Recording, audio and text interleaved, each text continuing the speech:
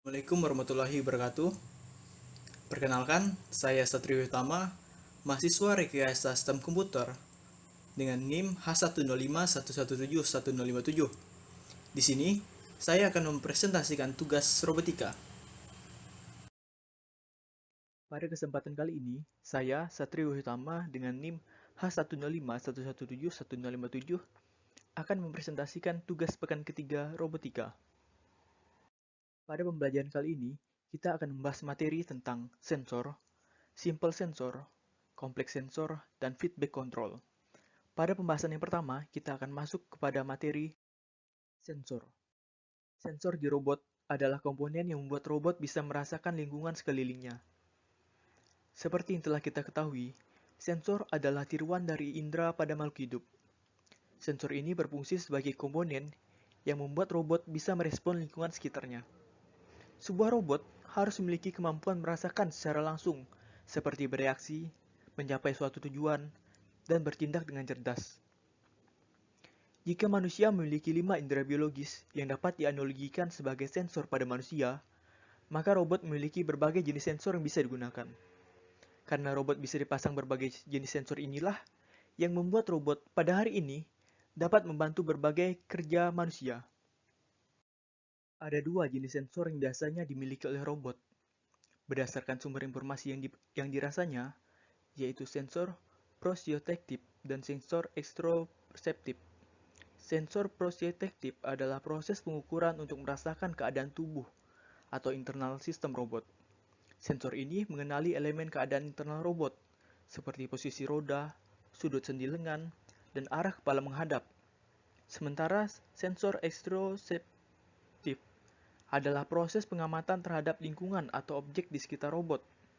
Sensor ini memahami elemen keadaan di luar dan di sekitar robot, seperti tingkat cahaya, jarak ke objek, dan suara. Sensor proprioceptif dan sensor exteroceptif bersama-sama membentuk sistem perseptual. Sistem perseptual yaitu sensor pada robot tidak dapat menginformasikan sebuah status detail di sekitarnya kepada robot itu sendiri. Oleh karena itu, dapat disimpulkan bahwa sensor merupakan perangkat fisik yang mengukur kuantitas fisik. Seperti pada gambar di slide, satu fisik dapat diukur dengan lebih dari satu jenis sensor. Karena informasi sensor rentan terhadap derau atau kesalahan. Jadi, memperoleh informasi dari beberapa sensor dapat meningkatkan akurasi. Kebisingan dan kesalahan sensor yang melekat pada pengukuran fisik dan tidak dapat dihindari berkontribusi pada salah satu tantangan utama robotika. Selain itu, terdapat ketidakpastian yang mengacu pada ketidakmampuan robot untuk memastikan, mengetahui dengan pasti tentang keadaan dirinya dan lingkungannya untuk melakukan tindakan yang benar-benar optimal setiap saat. Ketidakpastian sendiri merupakan bagian fundamental yang tidak dapat dihindari dari robotika. Ketidakpastian dalam robotika berasal dari berbagai sumber, antara lain kebisingan dan kesalahan sensor, batasan sensor, kebisingan dan kesalahan efektor dan aktuator. Keadaan tersembunyi dan sebagian dapat diamati, serta kurangnya pengetahuan sebelumnya tentang lingkungan atau lingkungan yang dinamis serta berubah. Semakin banyak informasi yang diberikan sensor, semakin banyak pemrosesan yang dibutuhkan. Karena sensor memberikan sinyal, mereka harus diproses untuk mengekstrak informasi yang dibutuhkan robot. Pemrosesan sensor dapat dilakukan dengan berbagai cara dan mengacu pada metode dari pemrosesan sinyal dan komputasi. Mengingat bahwa banyaknya pemrosesan yang diperlukan oleh robot, dan kita dapat membayangkan mengapa robot membutuhkan beberapa jenis otak. Inilah yang dibutuhkan robot untuk bisa memproses input sensorik, yaitu kemampuan pemrosesan analog atau digital, kabel untuk menghubungkan semuanya bersama, mendukung elektronik untuk disertakan dengan komputer, baterai memberikan daya untuk semuanya. Artinya, dalam hal ini dibutuhkan yang pertama, sensor atau daya dan elektronik. Yang kemudian yang kedua, komputasi atau lebih banyak daya dan elektronik. Dan yang ketiga, konektor, yaitu untuk menghubungkan semuanya. Maka, hal yang perlu diperhatikan yaitu apa, mengapa, dan bagaimana penginderaan sebagai suatu desain lengkap yang terdiri dari komponen berikut ini. Yang pertama, tugas yang harus diselesaikan oleh robot. Kemudian, sensor yang paling cocok untuk tugas tersebut. Dan yang terakhir, desain mekanisme paling cocok untuk memungkinkan robot dapat mendapatkan informasi sensorik yang diperlukan untuk melakukan tugas. Peneliti robotika telah menemukan persyaratan penting dari perspektif efektif ini dan telah mengeksplorasi berbagai metode, termasuk persepsi berorientasi tindakan, di mana robot dapat menggunakan pengetahuan tentang tugas untuk mencari rangsangan tertentu di lingkungan dan merespon dengan sesuai. Kemudian, persepsi berbasis ekspektasi. Dengan menggunakan pengetahuan tentang lingkungan robot untuk membantu memandu dan membatasi bagaimana data sensor dapat diinterpretasikan. Kemudian perhatian yang digerakkan oleh tugas. Persepsi langsung, di mana lebih banyak informasi yang dibutuhkan atau kemungkinan besar akan disediakan. Gerakan robot atau setidaknya sensor untuk merasakan ke arah mana informasi paling dibutuhkan atau tersedia. Kelas perseptual.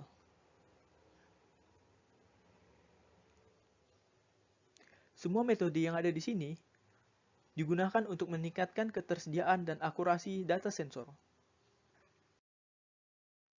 Kemudian, pembahasan yang selanjutnya yaitu tentang simple sensor. Seperti yang telah kita ketahui, sensor terbagi atas dua bagian, yaitu sensor pasif dan sensor aktif. Sementara, sensor itu sendiri ialah tiruan dari indera pada makhluk hidup, di mana sensor ini berfungsi sebagai komponen yang membuat robot bisa merespon lingkungan sekitarnya. Sensor pasif mengukur properti fisik dari lingkungan. Mereka terdiri dari detektor yang mendeteksi properti yang akan diukur. Sensor pasif bisa sederhana ataupun kompleks. Contoh yang termasuk sensor pasif yaitu saklar dan sensor cahaya resersif. Sementara itu, sensor aktif memberikan sinyal atau stimulus sendiri, yang mana biasanya membutuhkan energi ekstra dan menggunakan interaksi sinyal tersebut dengan lingkungan sebagai properti yang mereka ukur. Sensor aktif terdiri dari emitor dan detektor.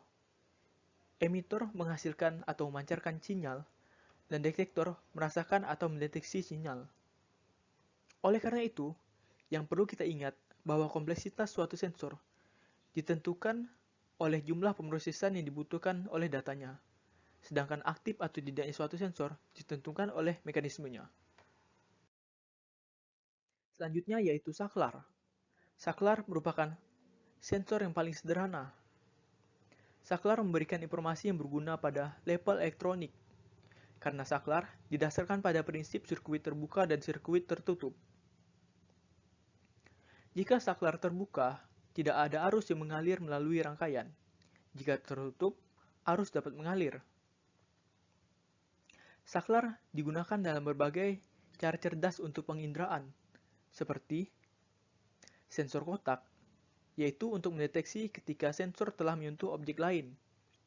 Kemudian sensor batas, yaitu mendeteksi ketika suatu mekanisme telah bergerak ke ujung jangkauan. Kemudian sensor shaft encoder, yaitu mendeteksi beberapa kali poros motor berputar dengan adanya tombol klik, buka atau tutup pada setiap kali poros berputar. Sensor cahaya adalah komponen elektronika yang dapat memberikan perubahan besar elektrik pada saat terjadi perubahan intensitas yang diterima oleh sensor cahaya tersebut. Sensor cahaya berguna bagi robot untuk mendeteksi area gelap dan terang di lingkungannya.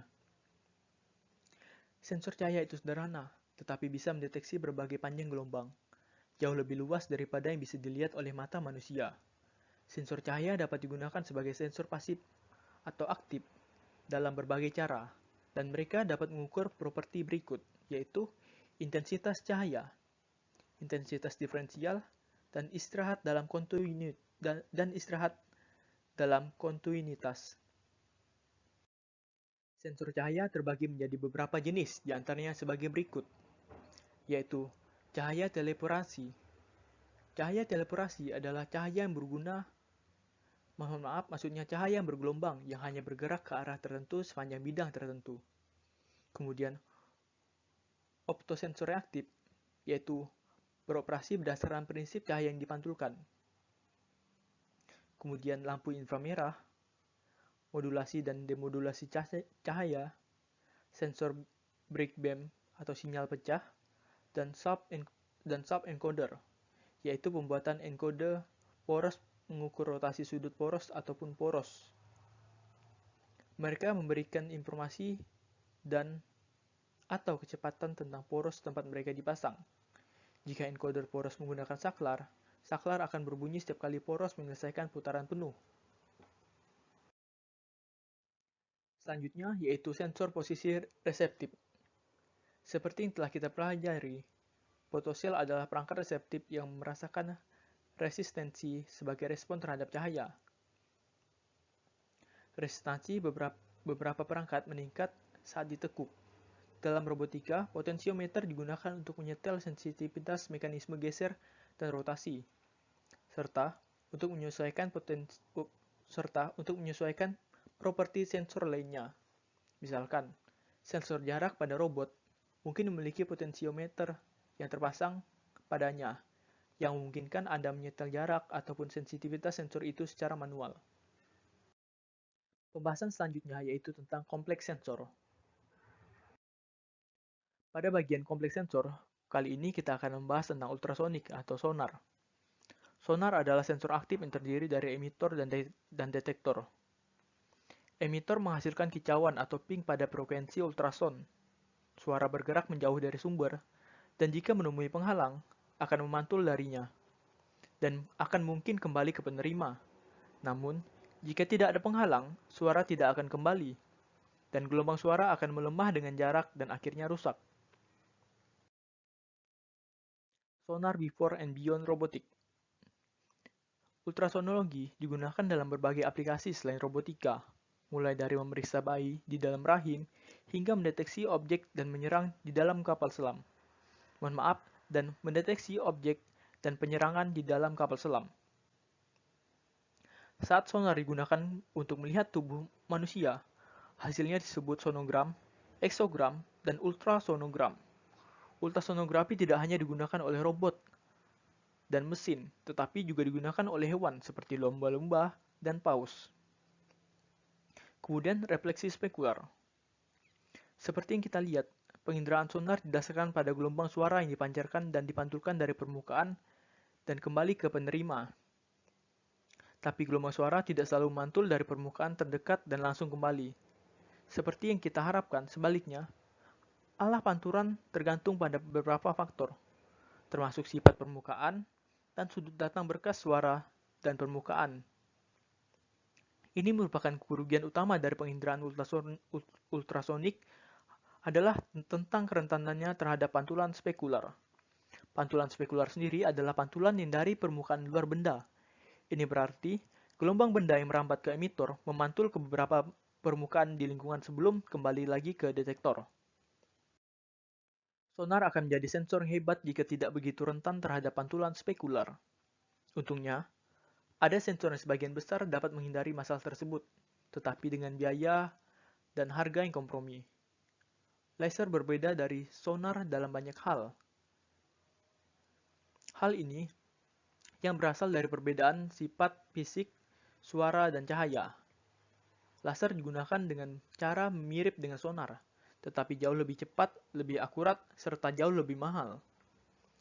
Laser memancarkan radiasi yang sangat diperkuat dan koheren pada satu atau lebih frekuensi. Radiasinya mungkin dalam spektrum yang tidak terlihat atau tidak tergantung pada aplikasinya. Misalnya, jika sensor laser digunakan sebagai detektor pencuri, biasanya sensor tersebut tidak terlihat. Melihat membutuhkan sensor visual, sesuatu yang mirip dengan mata biologis. Kamera adalah hal yang paling mendekati dengan mata alami yang dimiliki di antara sensor sintetis. Penglihatan adalah mobilitas sensorik paling kompleks dan canggih, baik di dalam biologi maupun robotika. Ini membutuhkan pemrosesan terbanyak dan sejauh ini menyediakan informasi yang paling berguna. Namun, tak perlu dikatakan, setiap mata lebih kompleks daripada kamera manapun yang kita miliki saat ini. Tetapi agar adil, melihatnya tidak hanya dilakukan dengan mata, tetapi sebagian besar dilakukan oleh otak. Mata memberikan informasi tentang pola cahaya yang masuk, dan otak merespon informasi tersebut dengan cara yang rumit. Robot memiliki kebutuhan perseptual tertentu yang terkait dengan tugas dan lingkungannya, sehingga terdapat beberapa bagian yang digunakan untuk membantu masalah penglihatan pada robot, yaitu kamera, deteksi tepi, PC berbasis model, PC gerak, tekstur, shading dan kontur, kemudian PC biologis, dan PC robot. Sebelumnya, kita telah membicarakan badan robot, termasuk sensor dan efektornya. Sekarang kita beralih ke otak robot, pengontrol yang membuat keputusan dan memerintahkan tindakan robot. Kontrol umpan balik adalah cara untuk membuat sistem mencapai dan mempertahankan keadaan yang diinginkan. Biasanya disebut titik setel, dengan terus-menerus membandingkan keadaan yang saat ini dan keadaan yang akan diinginkan. Umpan balik mengacu pada informasi yang dikirimkan kembali. Contoh paling populer dari sistem kontrol adalah termostat. Keadaan yang diinginkan dari sistem disebut juga keadaan tujuan, adalah tempat yang diinginkan oleh sistem. Selanjutnya, sasaran pencapaian adalah keadaan yang ingin dicapai oleh sistem, seperti lokasi tertentu, mungkin akhir dari labirin. Seperti sistem ada, itu selesai, dan tidak perlu melakukan pekerjaannya lagi. Banyak wajah kesalahan. Perbedaan antara keadaan saat ini dan yang diinginkan dari sebuah sistem disebut kesalahan. Dan tujuan dari sistem kontrol apapun adalah untuk meminimalkan kesalahan itu. Kontrol umpan balik secara eksplisit menghitung dan memberitahu sistem kesalahan untuk membantunya mencapai tujuan.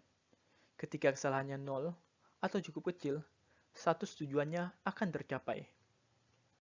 Feedback control, contoh robot kontrol umpan balik. Dalam kasus wall following, kesalahan adalah perbedaan antara jarak yang diinginkan dari dinding dan jarak sebenarnya pada titik waktu manapun. Kapanpun robot berada pada jarak yang diinginkan atau jangkauan jarak, itu dalam keadaan tujuan. Kalau tidak, siap diambil oleh controller. Akan tetapi, harus dipertimbangkan oleh sensor, karena mereka harus memberikan informasi di mana status dan kesalahan akan dihitung. Contoh, sensor seperti itu akan memberitahu robot hanya apakah ia telah menambah dinding. Robot hanya bisa merasakan dinding melalui kontak, bukan dari kejauhan. Sensor inframerah akan memberikan informasi tentang kemungkinan dinding, tetapi bukan jarak persisnya. Sonar akan memberi jarak, seperti halnya laser. Sistem penglihatan stereo juga dapat memberikan jarak, dan bahkan memungkinkan untuk merekonstruksi lebih banyak tentang dinding. Tetapi, itu pasti berlebihan untuk tugasnya tersebut. Feedback control, jenis kontrol, umpan balik. Jenis kontrol umpan balik, bentuk dasar kontrol yaitu kontrol proporsional, kontrol integral, dan kontrol turunan. Kontrol proporsional yaitu agar sistem merespon secara proporsional tentang kesalahan, menggunakan arah dan besarnya kesalahan. Kontrol integral yaitu sistem melacak kesalahannya sendiri, khususnya kesalahan tetap yang berulang yang disebut kondisi mapan kesalahan. Kemudian kontrol turunan, yaitu memperbaiki momentum saat sistem mendekati keadaan yang diinginkan. Jika mendekati keadaan yang diinginkan, kami mengurangi jumlah yang sebanding dengan kecepatan. Selanjutnya ada kontrol PD dan kontrol PID. Kontrol PD dan kontrol PID merupakan kombinasi dari bentuk dasar kontrol umpan balik. Kontrol PD merupakan kombinasi dari kontrol proporsional dan turunan, sementara kontrol PID merupakan kombinasi dari ketiganya. Kontrol feed forward atau open loop. Kontrol umpan balik juga disebut control loop tertutup karena menutup loop antara input dan output, dan menyediakan sistem dengan kesalahan sebagai umpan balik. Kontrol ini tidak menggunakan umpan balik sensorik, dan status tidak diumpankan kembali ke dalam sistem. Jadi, loop antara input dan output terbuka, dan sebenarnya bukan loop sama sekali. Dalam kontrol loop terbuka, sistem mengeksekusi perintah yang diberikan, berdasarkan apa yang telah diprediksi. Alih-alih melihat status sistem dan memperbarui seiring berjalannya waktu, seperti pada kontrol umpan balik, untuk memutuskan bagaimana bertindak sebelumnya, pengontrol menentukan titik setel atau sub tujuan untuk dirinya sendiri sebelumnya. Ini membutuhkan melihat ke depan atau memprediksi keadaan sistem. Itulah sebabnya pendekatan ini disebut feed forward. Sekian presentasi yang telah saya sampaikan terkait penugasan pada pekan ketiga robotika. Mungkin sekian yang dapat saya sampaikan, kurang dan lebihnya saya mohon maaf. Terima kasih. Wassalamualaikum warahmatullahi wabarakatuh.